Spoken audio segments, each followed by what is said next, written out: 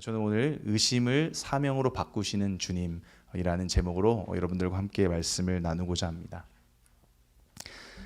여러분, 우리가 함께 읽은 이 말씀은 단순히 예수님의 부활 이야기 뒤에 어떠한 에피소드로 나오는 것이 아닙니다. 우리가 영원한 생명을 얻기 위해서 반드시 통과해야 될 의심, 이 의심과 확신의 영적인 영역을 드라마틱하게 보여주는 것을 오늘 본문 말씀을 통해서 알게 됩니다. 여러분, 요한복음 20장 이 말씀에는요, 이 door이죠. 문이라는 것에 대한 이야기로 가득 차 있습니다. 우리 첫 번째 슬라이드 한번 볼까요? 네, 첫 번째로 무덤의 열린 문입니다.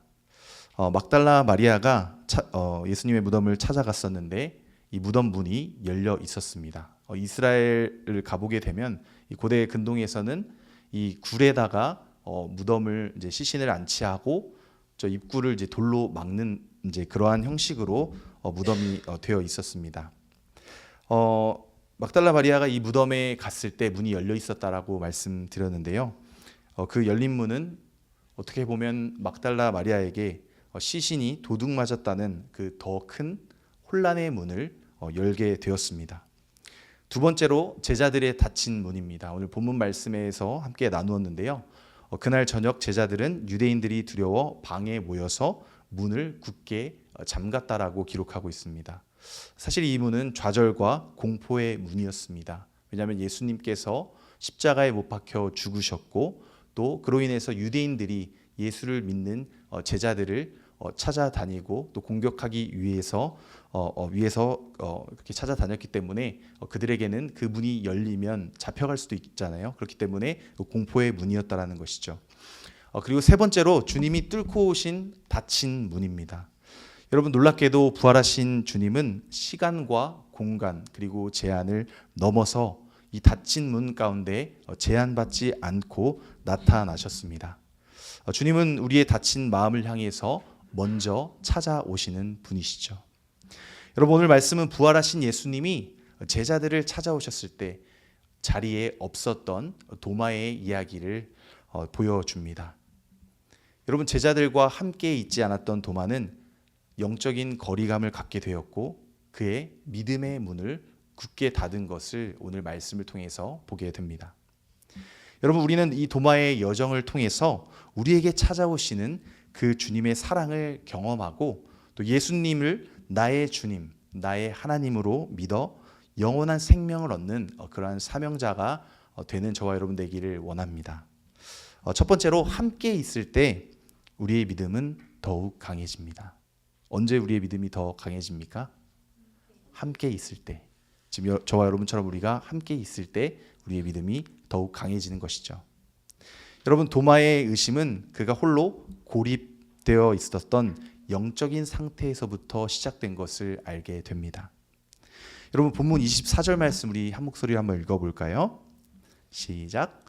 12 제자 중에 하나로서 디두모라 불리는 도마는 예수께서 오셨을 때에 함께 있지 아니한지라. 아멘. 여러분, 도마의 부재는요, 단순히 잠시 자리를 비운 것이 아니었습니다. 공동체로부터 도마가 떠나 있는 것을 의미하는 것이죠. 여러분, 주님의 그 십자가 처형이라는 그 큰 충격과 아픔과 고통 가운데서, 슬픔 가운데서 도마는 다른 제자들처럼 우리처럼 함께 모여 있기보다는 스스로를 격리시키는 고립의 길을, 함께 있지 않는 고립의 길을 선택한 것을 보게 됩니다. 여러분, 사실 영적인 고립은 독극물과도 같은 것이죠. 여러분, 사탄은 우리를 언제 공격합니까? 우리가 이렇게 함께 예배하고 함께 교제하고 또 함께 우리가 있을 때에 공격하기보다는 우리가, 저와 여러분이 홀로 있을 때에 사탄이 공격하는 것을 보게 됩니다. 여러분, 공동체의 빛과 따뜻함에서 우리 예배 공동체의 그러한 가운데서 벗어나게 되면 우리의 마음은 쉽게 무너지는 것을 보게 됩니다. 또 우리의 합리적인 어떠한 의심은 이제 병적인 불신앙으로 변하게 되는 것을 보게 되는 것이죠. 여러분, 도마는 이 중요한 순간에, 부활하신 예수님께서 나타나신 이 순간에 홀로 있었기 때문에 그 주님의 평강, 그 주님의 샬롬을 경험할 기회를 놓치게 됩니다. 그의 마음의 문은 완전히 닫혀버렸기 때문이죠. 여러분, 다른 제자들이 도마에게 이렇게 이야기했습니다. 우리가 주님을 보았다 라고 이야기했습니다.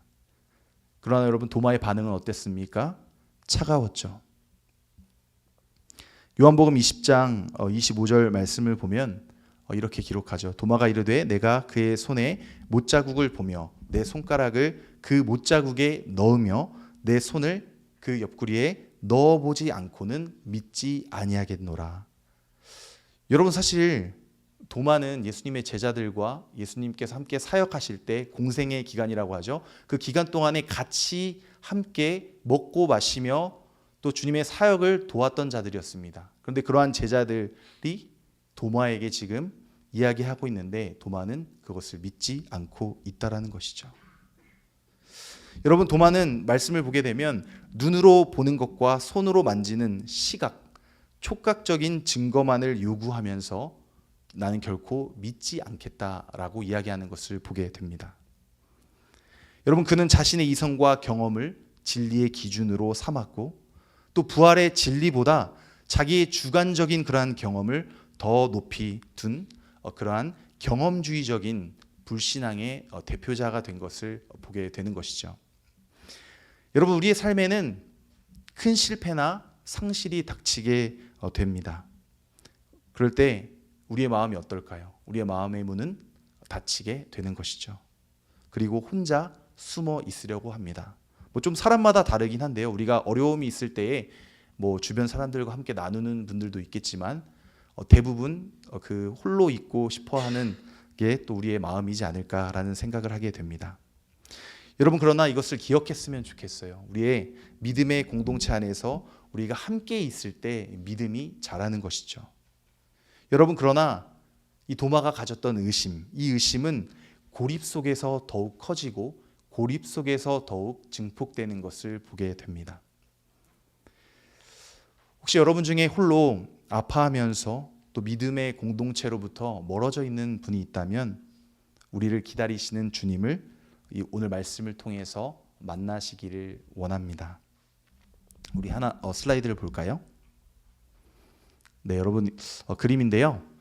이탈리아의 바로크 시대의 그 화가 중에 한 명인 카라바조라는 인물이 있습니다. 이분은 이제 저런 성화, 그러니까 성경 말씀에 나오는 그 사건들을 주로 이제 그리는 그러한 화가인데요.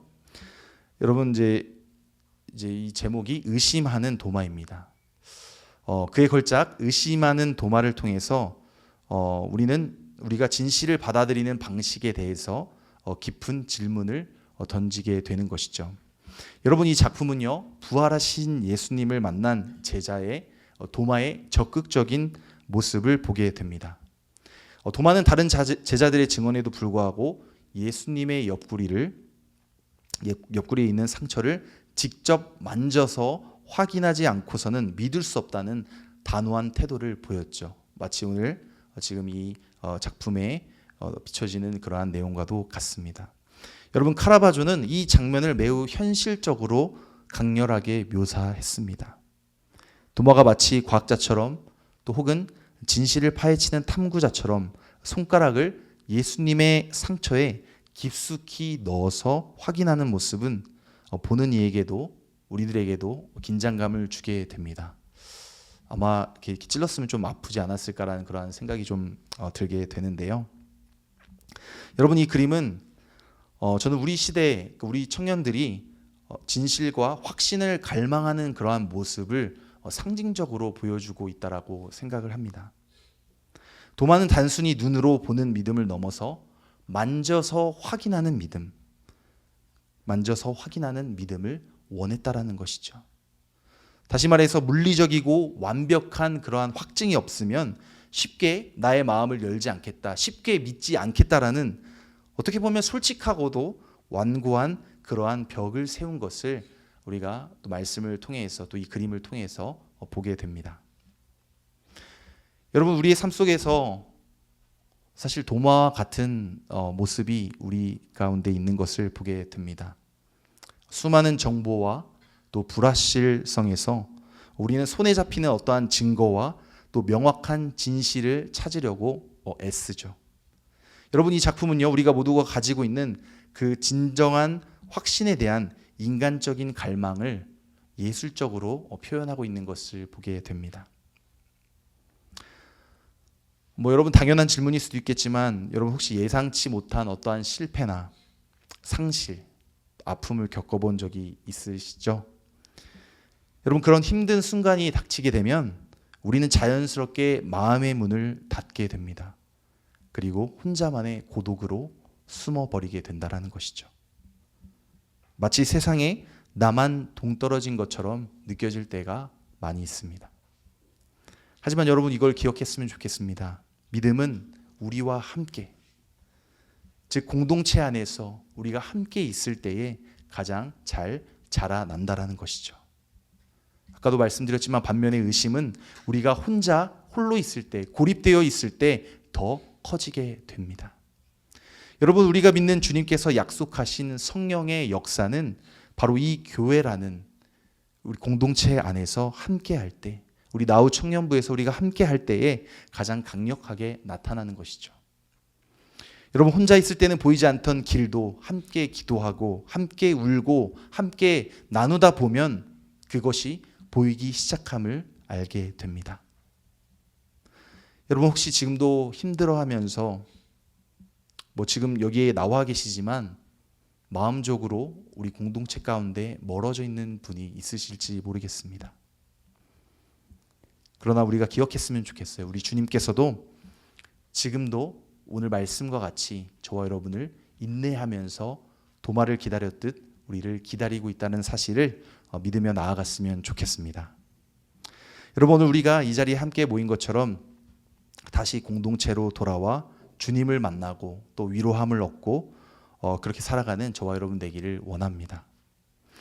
여러분, 오늘 이 시간 말씀을 통해 함께 우리가 연결됨으로써 우리의 모두의 믿음이 더욱 단단해지고 또 강해지는 그러한 시간이 되기를 원합니다. 두 번째로, 주님은 의심하는 자를 포기하지 않으시고 인내로 기다리십니다. 우리 주님은 저와 여러분을 절대로 포기하지 않으십니다. 여러분, 도마는 믿음 없는 불신앙의 모습을 보여주었습니다. 예수님의 제자였고 모든 기적과 이적을 예수님과 함께 보았음에도 불구하고 믿음 없는 그 불신앙, 그 믿음 없음을 오늘 말씀을 통해서 드러내고 있습니다. 여러분, 하지만 주님은 도마를 포기하셨나요? 포기하지 않으셨다는 것이죠. 주님은 도마가 다시 공동체의 자리로 돌아오기를 인내하고 기다리셨다는 것을 말씀을 통해서 깨닫게 됩니다. 여러분, 우리 요한복음 20장 26절 말씀 우리 함께 읽겠습니다. 시작. 여드레를 지나서 제자들이 다시 집 안에 있을 때에 도마도 함께 있고 문들이 닫혔는데 예수께서 오사 가운데 서서 이르시되 너희에게 평강이 있을지어다 하시고. 네, 여기서 여드레를 지나서라는 표현에 한번 주목했으면 좋겠습니다. 이것은 8일 후라고도 하는데요. 또 이것은 첫 부활 사건 이후 정확히 일주일 정도 지난 그러한 주일이었다는 것을 알게 됩니다. 그리고 이 두 번째 만남의 자리에는 드디어 도마도 함께 있는 것을 보게 됩니다. 이전에는 예수님의 제자들만 있었고 도마가 없었잖아요. 그런데 이 말씀에 보게 되면 이제 도마도 함께 있는 것을 보게 되는 것이죠. 여러분, 24절과 대조를 이루는 그러한 포인트인데요. 네, 슬라이드를 보게 되면 도마는 예수께서 오셨을 때 함께 있지 않았다고 24절에 기록되어 있습니다. 그리고 26절에 도마도 이제 함께 있다라고 되어 있죠. 여러분, 24절은 홀로 고립된 혼자 있는 함께하지 않는 도마였고 26절은 공동체 안에 함께 있는 제자들과 함께 있는 그러한 도마의 모습을 보게 됩니다. 여러분, 이것이 우리에게 주는 메시지는 분명하다라는 것이죠. 주님은 우리가 실패의 자리, 의심의 자리에서 헤매이더라도 스스로 공동체로 돌아오기를 인내하시면서 기다리시는 긍휼의 하나님이라는 사실입니다. 그리고 주님은 다시 한번 문을 넘어오셔서 너희에게 평강이 있을지어다 라고 말씀해 주십니다. 여기서 말하는 평강은 평화로라고도 표현하고요. 우리가 잘 아는 샬롬입니다. 너에게 샬롬이 있을지어다 라고 선포하신 것이죠. 여러분, 이 샬롬의 선포는 도마의 깊은 두려움과 또한 강한 의심을 꿰뚫는 아주 강력한 하나님의 나타나심이라는 것이죠. 여러분, 놀라운 것은 예수님은 도마에게 곧바로 다가가시면서 그가 일주일 전에 내뱉었던, 예수님이 없을 때 그가 말했었던 그 불신앙의 말을 토시 하나 틀리지 아니하시고 그대로 말씀해 주신 것을 보게 됩니다. 우리 27절 말씀 함께 읽어볼까요? 도마가 이르시되 내 손가락을 이리 내밀어 내 손을 보고 내 손을 내밀어 내 옆구리에 넣어 보라. 그리하여 믿음 없는 자가 되지 말고 믿음 있는 자가 되라. 여러분, 아까 앞에서 봤을 때 도마가 예수님 제자들하고 만났을 때 어떻게 얘기했습니까? 내가 손을 보고 못자국을 보고 손을 넣어보고 예수님의 옆구리에 넣어봐야 믿겠다라고 하지 않았습니까? 그런데 그 말을 예수님 함께 있지 않으셨음에도 불구하고 도마가 했던 그 말을 다 기억하고 있으셨다는 것을 알게 됩니다. 여러분, 사실은 이 말씀은 어떻게 보면 도마의 불신앙을 트집을 잡는 것처럼 보일 수도 있는데요. 또 사실은 도마를 예수님께서 꾸짖거나 트집 잡으신 그러한 내용이 아닙니다. 오히려 이 말씀은 도마를 믿음으로 회복시키기 위한 주님의 초대, 주님의 인비테이션임을 알게 되는 것이죠. 여러분, 주님은 도마의 의심 가득한 그러한 질문을 외면하지 않으셨습니다. 그의 질문에 질책하지도 않으셨습니다. 오히려 그의 질문을 통해서, 그의 의심을 통하여서 믿음으로 나아오는 자리로 직접 대하신 것이죠. 여러분, 요한복음 20장 27절 말씀을 우리가 보게 되면 예수님께서 도마에게 내밀어라는 그 단어가 두 가지가 표현되어 있는 것을 보게 됩니다. 여러분, 내밀어는요, 헬라어는 조금 다른 의미들이 많아요. 그래서 이 내밀어라는 말은 다른 의미로는 끌어오라, 가지고 오라 라는 그러한 의미를 가지고 있습니다. 여러분, 주님은 지금 이렇게 도마에게 말씀하시는 거예요. 이렇게 해석할 수 있습니다. 도마야, 네 안에 있는 의심을 내 상처 앞에 가져와라. 네가 숨기고 싶어하는 너의 상처를, 너의 불신앙을 내게 끌어오라. 끌어오라, 가지고 오라 라고 말씀하시는 것이죠. 여러분, 주님은 우리의 질문과 가장 아픈 상처까지도 당신의 찢긴 그 상처와 연결시키기를 원하셨다라는 겁니다. 왜냐하면 주님은 당신의 그 십자가 상처를 통해서 도마의 의심과 상처가 완전히 회복되기를 원하셨기 때문이죠. 여러분, 한번 27절 말씀을 우리가 떠올려 보았으면 좋겠습니다. 예수님은 분명히 도마에게 손을 내밀어 옆구리에 넣어 보라고 했습니다. 그런데 다음 구절을 보게 되면요, 28절을 보게 되면 곧바로 도마의 반응이 나타나게 되는 것이죠. 우리 28절 말씀 함께 읽을까요? 도마가 대답하여 이르되 나의 주님이시오 나의 하나님이시니이다. 여러분, 여기서 우리가 주목해야 될 것이 있습니다. 그것은 27절과 28절 이 말씀 사이에 도마가 손을 넣었다라는 표현이 없다라는 것이죠. 그림에서는 손을 넣었는데 말씀에서는 손을 넣었다라는 그러한 기록이 없습니다. 여러분, 도마는 실제로 그의 손을 예수님의 옆구리에 넣을 필요가 없었습니다. 왜일까요? 부활하신 예수님의 그 나타나심, 그 강렬한 임재가 도마의 손보다 그의 마음을 먼저 확실하게 붙잡았기 때문입니다. 여러분, 도마의 고백은 만져보고서야 마지못해 한 고백이 아니라는 것이죠. 그것은 부활하신 주님을 인격적으로 만나는 그 순간에 그 자리에서 즉각적으로 터져나온 그러한 진정한 고백이었다라는 사실입니다.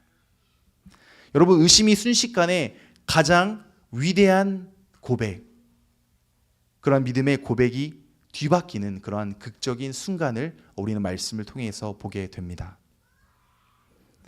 여러분, 도마의 고백은요, 사실 성경 전체에서 최고의 고백 중 하나라고 할 수 있습니다. 여러분 때로는 베드로의 고백도 우리가 알죠. 주는 그리스도시요 살아계신 하나님의 아들이십니다. 이런 고백들이 많이 성경에 기록되어 있습니다. 여러분 그 고백들에 비해서 이 도마의 고백이 사실은 되게 조명되지 않고 있습니다. 도마의 스토리가 성경에 많이 있지 않기 때문에 그럴 것 같습니다. 여러분 그런데 모든 그 고백이 다 소중하고 다 저마다 의미가 있지만 이 도마의 고백은 더 특별한 의미가 있다라는 것이죠. 여러분 베드로를 포함한 대부분의 제자들은 예수님을 주로 고백합니다. 그리고 그리스도로 고백하고 하나님의 아들이라고 이야기하죠. 그런데 도마의 고백은 다름을 보게 됩니다. 그는 예수님을 직접적으로 나의 주님이시요, 똑같죠. 이거는 다른 제자들과 똑같지만 그 다음에 나의 하나님이십니다 라고 부른 유일한 고백이기 때문입니다. 예수님을 직접적으로 하나님이라고 한 고백은 바로 이 도마의 고백이 유일하기 때문이죠. 여러분 자신의 의심을 믿음으로 바꾸고 그 믿음을 통해 가장 위대한 사명과 고백을 드리게 하는 그러한 주님의 은혜를 이 짧은 말씀과 이 구절을 통해서 우리가 경험하게 되는 것이죠. 여러분 저는 오늘날 지성인들의 영적인 그러한 상태가 저는 바로 이 도마의 상태와도 같다라고 생각이 됩니다. 여러분 우리는 과학과 이성이 증명하는 것만을 신뢰하고 또 성경 말씀이 우리에게 구하는 순전한 신뢰, pure trust라고도 하죠. 그것을 거부하는 시대에 우리는 살아가고 있습니다. 우리는 끊임없이 질문하죠. 하나님이 정말 살아계신다면 왜 내 삶에 이런 시련과 고통과 고난이 있는가라고 말이죠. 여러분 우리의 이성적인 조건이 충족되지 않으면 우리는 도마처럼 믿음의 문을 닫아버리고 불신의 문으로 홀로 들어가게 됩니다. 하지만 주님은 우리의 모든 지적인 그러한 의문, 질문, 그리고 우리의 가슴 속의 아픈 상처, 그리고 두려움을 다 알고 계십니다. 아까 도마가 예수님의 못자국을 만져보고 손에 넣어보겠다고 하고 했던, 예수님이 없을 때 했던 그 말들을 우리 주님께서 다 듣고 계시지 않으십니까? 여러분 이제 우리가 할 일은 이 도마와 같은 그 불신앙, 완고함 앞에서 우리의 고집을 내려놓고 하나님의 그 authority, 하나님의 그 권위 앞에서 우리가 겸손히 엎드려야 한다라는 것이죠. 그리고 우리는 이렇게 고백해야 합니다. 예수님은 나의 주님이시요 나의 하나님이십니다. 우리 함께 고백해 볼까요? 예수님은 나의 주님이시요 나의 하나님이십니다. 여러분 정말 예수님이 여러분의 주님이시고 하나님이심을 믿으십니까? 여러분 이 고백이 저와 여러분의 삶의 고백이 되기를 원합니다. 여러분 세 번째로 우리는 믿음 있는 자가 되어서 생명을 얻는 자가 되어야 합니다. 이 도마의 위대한 고백, 나의 주님, 나의 하나님이십니다 라는 이 고백 이후에 주님은 시대를 넘어서 오늘 우리를 향한 큰 축복의 말씀을 전해주시는 것을 보게 됩니다. 우리 요한복음 20장 29절 말씀을 함께 읽겠습니다. 예수께서 이르시되 넌 나를 본고로 믿느냐 보지 못하고 믿는 자들은 복되도다 하시니라. 여러분 이 말씀은 도마 이후의 모든 시대, 곧 지금 이 자리에 있는 저와 여러분을 포함해서 모든 그리스도를 향한 강력한 축복의 선포인 것이죠. 여러분 한번 생각해 보시기 바랍니다. 우리는 부활하신 예수님을 실제로 뵌 적이 없습니다. 여러분 부활하신 예수님 실제로 보신 분 한번 손들어 보시겠어요? 네, 실제로 본 분이 없습니다. 여러분 우리는 도마처럼 예수님의 어떤 못자국이나 그 창자국, 그것을 직접 눈으로 보지 못했다라는 것이죠. 하지만 우리는 성령의 역사와 기록된 이 하나님의 말씀, 이 하나님의 말씀을 통해서 부활의 진리를 확신합니다. 하지만 우리는 이 성령의 역사와 진리의 말씀을 통해서 부활의 진리를 확신한다라는 것이죠. 여러분 주님은 우리의 믿음이 눈에 보이는 어떠한 경험이 아니라 하나님의 약속에 대한 그 순수한 신뢰, 믿음의 뿌리를 내릴 때에 가장 큰 blessing, 가장 큰 축복이 임한다라고 말씀하고 있습니다. 그러므로 여러분, 우리는 도마보다 복된 자라고 할 수 있는 것이죠. 왜냐하면 우리는 보지 않고 우리 주님을 믿기 때문입니다.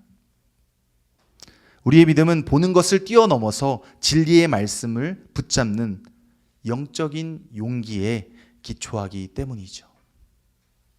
여러분, 이 위대한 고백을 한 후에 도마의 인생은 완전히 바뀌게 됩니다. 그는 더 이상 다락방에 숨어서 의심하던 자가 아니었습니다. 불신하는 자가 아니었다라는 것이죠. 그는 못자국과 그 십자가의 사랑, 그리고 부활하신 예수 그리스도를 세상에 전하는 강력한 증인이 되었다라는 것을 알게 됩니다. 여러분, 여러 역사적인 기록과 전승에 따르면 도마는 가장 멀고 험난했던 나라인 인도라는 땅까지 가서 복음을 전파했고 그곳에서 순교했다고 전해지고 있습니다. 의심하였고 또한 믿지 않았던 그가 이제 가장 열정적인 사명자로 변하게 되는 것을 보게 되는 것이죠. 사랑하는 청년 여러분, 주님은 저와 여러분의 의심까지도 받아주시고 그 의심을 통해 가장 강력한 믿음의 고백으로 이끄셨습니다. 이제 우리도 보지 않고 믿는 그러한 복된 자로서 세상 속에서 그리스도인의 증인으로 담대히 나아가기를 원합니다. 여러분, 이제 제가 도마의 이야기와 연결된 저의 간증을 잠깐 나누고자 합니다. 여러분, 저는 그 도마가 복음을 전하고 순교했던 그 땅 인도에서 고등학교 시절에서 공부를 하게 되었습니다. 네, 여러분, 제가 보이시나요 혹시? 네, 맨 끝에 위에 열에 보시면은 아주 삐딱하게 서 있는 청년 김세현이 있습니다. 제가 10학년 때 이제 같은 반 그 친구들하고 같이 찍었고요. 제 옆에는 이제 친척입니다. 저는 저 때 참 여러 가지로 고립되어 있던 사람이었던 것 같아요. 신앙적으로도 그렇고 문화적으로도 그렇고 그런 고립된, 또 저기 해발 2,100m 위에 있는 산이에요. 제 피트로는 잘 모르겠는데 한국에 이제 우리나라 백두산이 가장 높다라고 하잖아요. 이 백두산 높이보다 조금 낮은 것 같아요. 그러한 이제 해발 고도가 높은 그 지역에서 고립돼서 영적으로도 육적으로도 또 삶적으로도 문화적으로도 종교적으로도 고립된 삶을 살았습니다. 여러분, 저는 그때 목회자의 자녀였고 그리스도인이었지만 하나님을 의심하기 시작했습니다. 정말 하나님이 살아 계신가? 하나님이 살아 계시다면 왜 여기에 있는 모든 인도인들이 가난하고 굶주리고 죽어가고 있는가? 그런 의심과 그런 생각들이 많이 있었습니다. 그래서 너무 좀 반항적인 그러한 신앙생활을 했었고요. 여기 사진 보시면 모자도 좀 삐딱하게 썼잖아요. 여러분 보시면 잘 안 보일 수도 있는데 제 귀도 뚫었어요. 자세히 보면 3개 뚫었어요. 여러분, 귀를 뚫었다고 나쁜 사람인가요? 아니죠. 근데 저는 제 의도는 삐딱하게 보이려고 뚫었어요. 뭐 어떤 혈액순환도 잘 되고 또 요즘에는 뷰티 되게 좋잖아요. 귀 3개 뚫었습니다. 지금은 다 막혔어요. 삐딱해 보이는 이 고립된 그 청소년을 여러분이 보고 계십니다. 여러분, 저는 그때 예수님을 의심했어요. 하나님을 의심하고 어떠한 증거와 기적을 보여주지 않는다면 예수님을 믿지 않겠다라고 목회자 자녀인데도 그렇게 고백하면서 살아갔습니다. 또 다음 사진 한번 볼까요? 그 산속에 있는 저희 학교인데요. 여러분, 학교도 그냥 학교가 아니라 기숙학교였어요. 한 방에 여러분 기숙사에 미국 학교에서는 몇 명 정도 살고 있나요 혹시? 기숙사 사시는 분 있나요? 대충 몇 명 정도 같이 지내죠? 다들 집에서 사시나 봐요. 예를 들어서 한 명, 2명 정도 같이 있을 수도 있겠고요. 한 4명 정도까지는 같이 있다고 보는데, 여러분 그 시커먼 청소년 남자들이 20명이 한 방에서 같이 살았다고 생각을 해보십시오. 그리고 한국 사람이 아닙니다. 인도 사람입니다. 그러한 곳에서 저의 코도 되게 고립되어 있었고요. 뭐 인종을 제가 비하하고 이런 건 아닙니다, 여러분. 네, 그런 이제 삶을 이제 살았던 것이죠. 그래서 저는 제가 살던 이 기숙학교는 그야말로 종교와 문화의 거대한 혼란 그 자체였습니다. 여러분, 저는 그래도 신앙이기 때문에 부모님께 배운 그 신앙의 그 답습한 것이 있기 때문에 아침마다 말씀을 읽고 기도하는 데에는 힘을 썼습니다. 마치 바리새인과 서기관들처럼 그런 행위는 그대로 했다라는 것이죠. 여러분, 그런데 제가 다닌 학교가 기독교 학교였어요. 기독교 학교였는데 80%는 크리스찬이 아니에요. 힌두교, 자이나교, 시크교, 무슬림, 온갖 다양한 종교들이 많이 있습니다. 여러분, 이렇게 터번 쓰고 있는 사람들 혹시 본 적 있으시죠? 근데 그분들은 이제 시크교예요. 그리고 이렇게 인도 분들 보면 여기에 이제 이마에 뭐 하얀색 내지는 빨간색 이렇게 찍고 다니는 이제 그분들은 이제 힌두교도들이죠. 네, 제 방에는 뭐 여러 명이 있었지만 이제 별난 사람들이 많이 있었습니다. 그 중에 각자의 신앙생활을 하는 거예요. 제가 기도하고 말씀을 읽듯이 무슬림 친구는 양탄자를 하루에 5번씩 깔고 메카를 향해서 기도를 합니다. 크리스찬인 저는 말씀을 읽고 그랬었죠. 그리고 힌두교 친구는 매일 아침마다 향을 피워요. 뭐 모기향 같은 거 막 계속 피워가지고 막 몸에 막 그 향 냄새가 너무 싫었는데 그 향을 옆에서 저는 성경 읽고 여기는 기도하고 여기는 향을 피우고 있는 거예요. 그리고 카톨릭 친구가 있었어요. 네, 뭐 천주교를 비하하는 게 아니에요. 네, 그 친구는 자고 있었습니다.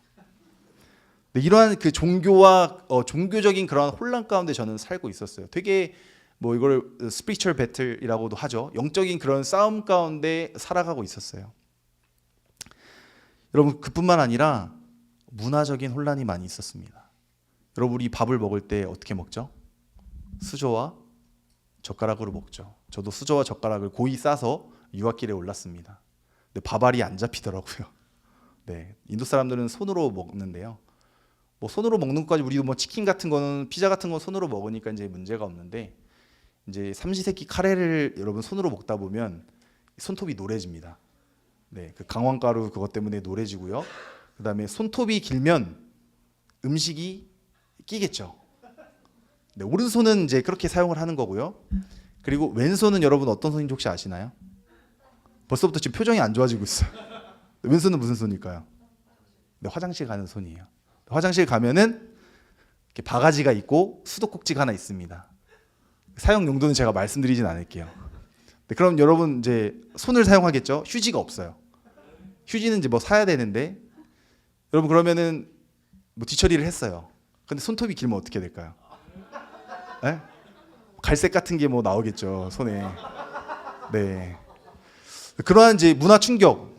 네. 저도 솔직히 말씀드리면 화장실에 갔는데 휴지가 없는 거예요. 이미 급해서 갔는데 사용할 수밖에 없었습니다, 여러분, 왼손을. 네. 다음부터 뭐 악수할 때 뭐 왼손 피하고 이러시면 안 돼요. 네. 네, 그리고 더 신기한 문화적인 충격은 여러분 일주일마다 월요일 날 이제 아침 조회 같은 거를 한국처럼 했었는데 어셈블리라고 해가지고 이제 교복을 입고 이제 딱 모여가지고 마지막에 손톱 검사를 합니다. 네, 손톱 검사를 해요. 지금 막 충격 받았어 지금 옆에서. 네, 오른손에 손톱을 잘 잘라서 밥이 껴 있는지 안 껴 있는지, 그다음에 왼손에 뭐 다른 어떤 것이 껴 있는지 안 껴 있는지를 확인하는 거죠. 그래서 껴 있다 그러면 여러분 어떻게 할까요? 긴 회초리로 손등을 때립니다. 여러분 한국에서 되게 뭐 비대까지는 아니지만 되게 청결한 그 화장실 문화와 이제 이러한 삶 가운데서 살아왔던 제가 그러한 문화 충격과 종교적인 대혼란 가운데 있으면서 저의 신앙적으로도 되게 혼란을 많이 겪은 그러한 저의 청소년 시기였습니다. 이때 저는 도대체 무엇이 진짜 진리이고 무엇이 증거인가라는 그런 고민을 하게 되었고요. 말씀드렸지만 영적인 고립감에 빠져들게 됩니다. 마치 도마처럼 의심과 믿음 없음에 믿음의 공동체를 떠나갔던 그러한 시절이 있었습니다. 여러분, 저는 이 혼란 가운데서 주님과의 관계가 좋지 않았고 더욱더 멀어져 갔었죠. 여러분 영적인 그런 고립감에 있는 상황 가운데 저는 방학을 맞이해서 도마 순교지를 가게 되었습니다. 여러분 저 사진 보시면 영어로 뭐라고 써 있죠? 네, 다시 앞에 거 한번 보여주시겠어요? My Lord and my God. 나의 주님, 나의 하나님이십니다. 저 밑에 도마의 무덤이에요. 네, 도마의 무덤 위에 세워진 이제 교회인데요. 한번 볼까요? 네, 이렇게 인도 첸나이라는 이제 곳에 좀 외곽에 있는 곳에 저런 이제 순교지를 뭐 기념하는 그러한 성당이 있는 것을 보게 됩니다. 네, 여러분 제가 이제 방학 때 저기를 갔었어요. 이제 방학 때 갔는데 갔던 이유는 뭐 관광지는 다 힌두교 사원밖에 없어요. 저쪽 도시는 이제 그랬었고, 그다음에 뭐 학생이다 보니까 뭐 돈이 많이 없으니까 그냥 공짜로 갈 수 있는 데가 어디 있을까 하면서 이제 순교지를 가게 되었습니다. 여러분 저는 이 도마 순교지를 돌아보면서 도마가 어떻게 인도에서 복음을 전하게 되었고 또 기도하는 가운데 그가 창에 찔려서 순교했다는 것을 알게 되었습니다. 여러분 저는 이 이야기가 제게는 되게 충격적으로 다가왔어요. 못자국을 보여달라고 또 만져보지 않고는 믿지 않겠다라고 했던 그가 자신의 의심을 완전히 내려놓고 순전한 믿음의 고백을 한 후에 그가 복음을 위해서 목숨까지 내어놓은 복음을 전하는 사명자가 되었기 때문이죠. 여러분 자신의 의심을 내려놓았기 때문에 그의 인생이 완전히 바뀌게 된 것을 보게 됩니다. 네, 다음 슬라이드 보겠습니다.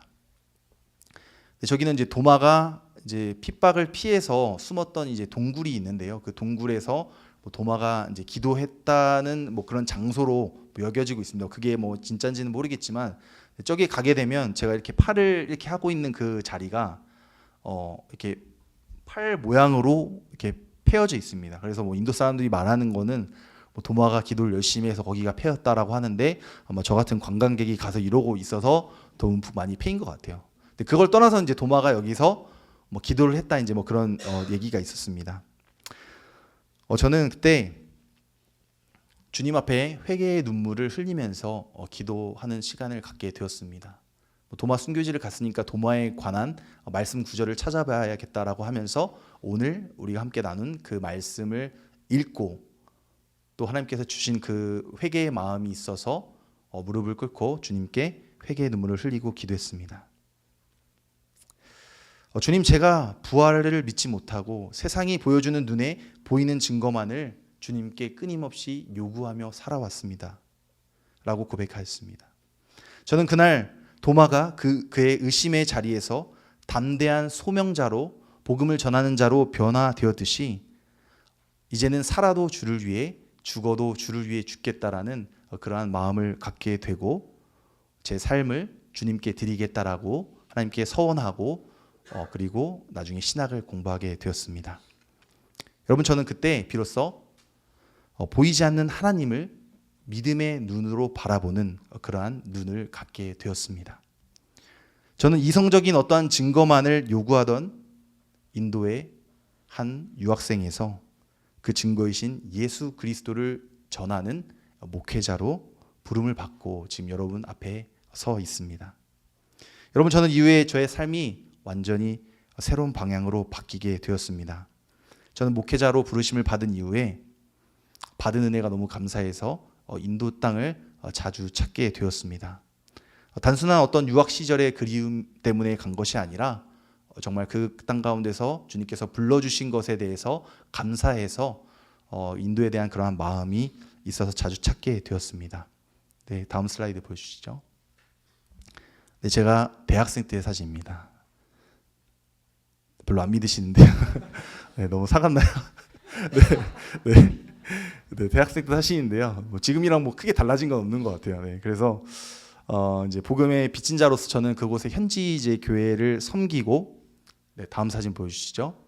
네, 슬럼가에 이제 찾아가서 여러분 인도 영화 보면 이렇게 뭐 비닐 천막에 쳐진 그런 슬럼가들이 있는데 거기 가서 현지 분들이 저렇게 밥을 차려주셔가지고 또 먹고 또 섬기고 오게 되었습니다. 그리고 다음 사진 보여주시죠. 네, 제가 다녔던 학교에 다시 갔어요.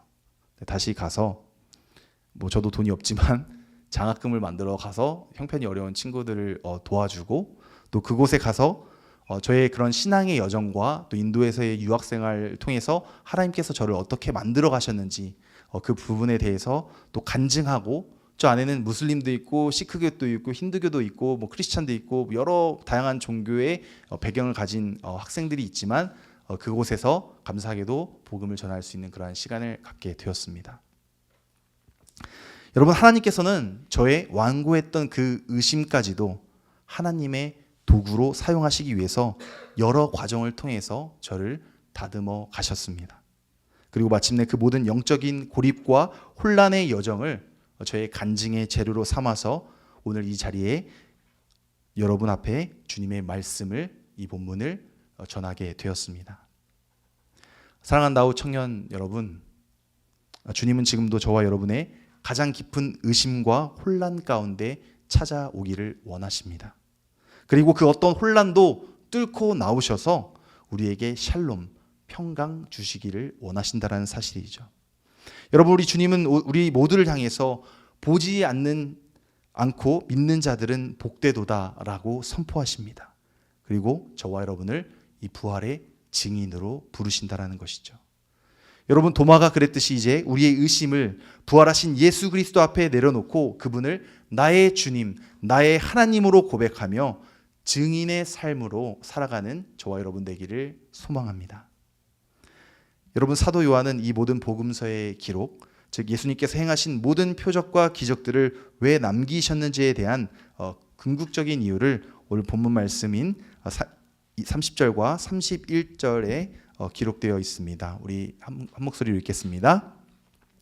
예수께서 제자들 앞에서 이 책에 기록되지 아니한 다른 표적도 많이 행하셨으나 오직 이것을 기록함은 너희로 예수께서 하나님의 아들 그리스도이심을 믿게 하려 함이요 또 너희로 믿고 그 이름을 힘입어 생명을 얻게 하려 함이니라.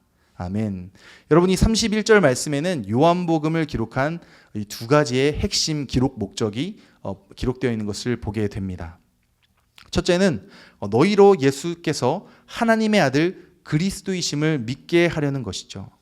여러분, 정확한 대상을 향한 지적인 확신을 나타냅니다. 두 번째로는 너희로 믿고 그 이름을 힘입어 생명을 얻게 하려는 것이죠.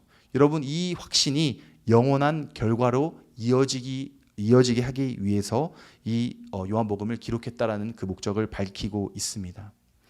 여러분, 믿음은 단순히 머릿속의 지식으로 끝나는 것이 아닙니다.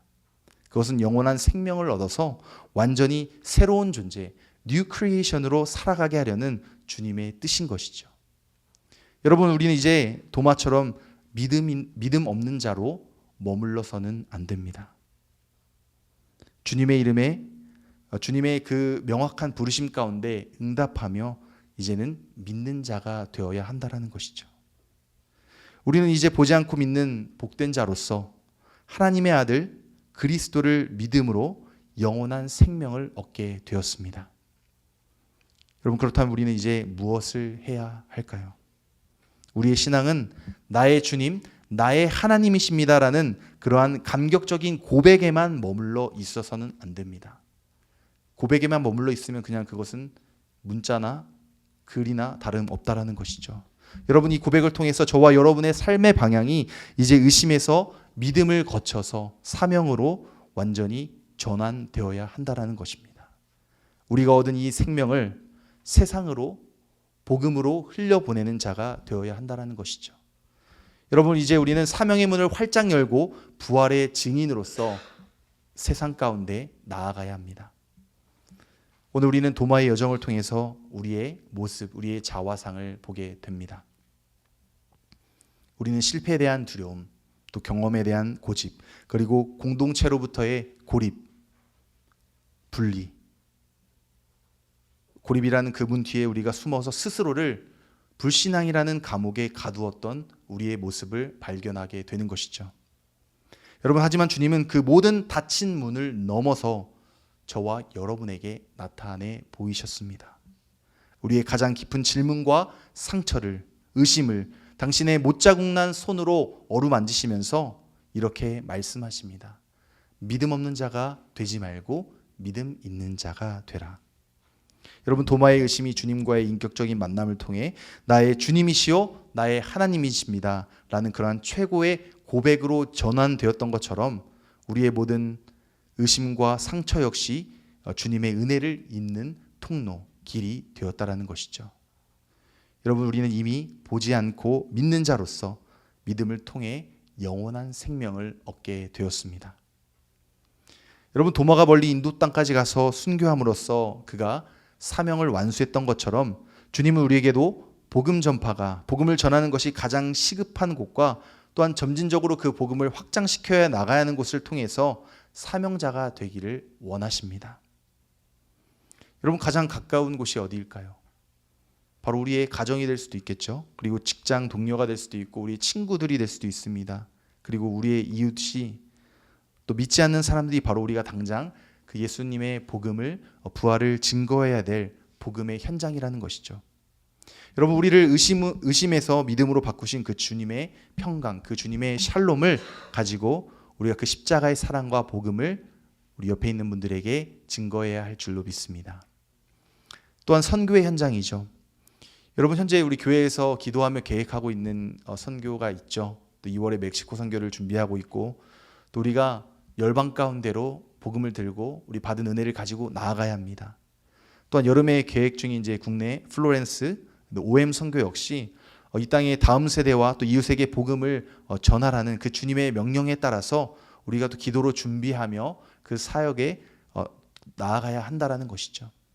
여러분, 우리의 삶은 더 이상 이제 왜라는 의심을 질문으로 가득 찬 곳이 아니라 어떻게 주님의 사랑과 복음을 전할까 고민하면서 우리가 함께 나누었던 가정, 직장, 그리고 친구들, 그리고 멕시코와 또 국내 선교, 또 여러 나라를 향해서 기도와 헌신으로 우리가 반응하는 그러한 사명자가 되어야 한다라는 것이죠. 여러분, 주님은 여러분의 가장 깊은 어떤 혼란과 의심 가운데 찾아오셔서 샬롬, 평강을 주셨습니다. 이제 그 샬롬을 가지고 의심을 사명으로 전환해서 복음 전파가 필요한 모든 것에 그 사랑을 증거하고 또 생명을 얻게 하는 놀라운 일에 쓰임받는 저희 모두가 되었으면 좋겠습니다. 말씀을 맺겠습니다. 여러분, 이제 더 이상 도마와 같이 증거를 요구하는 도마로, 사람으로 머물지 않기를 원합니다. 예수 그리스도는 여러분의 모든 의심에 대한 궁극적인 대답이 되신다라는 것이죠. 주님 앞에 여러분의 의심과 여러분이 가지고 있는 그 질문들을 내려놓기를 원합니다. 그럴 때에 여러분의 가장 깊은 의문은 제가 의문을 가졌다가 사명을 받은 것과 같이 여러분의 가장 깊은 의문은 가장 강력한 여러분의 사명이 될 것입니다. 그리고 여러분의 가장 굳게 닫혀있던 그 문은 가장 위대한 부활의 증거가 될 것입니다. 오늘 믿음 없는 자가 되지 말고 믿음 있는 자가 되어 이 자리에서 사명을 가지고 우리 함께 나아가는 생명을 얻는 자, 또 생명을 주는 자가 되기를 원합니다. 우리 시간 기도하겠습니다.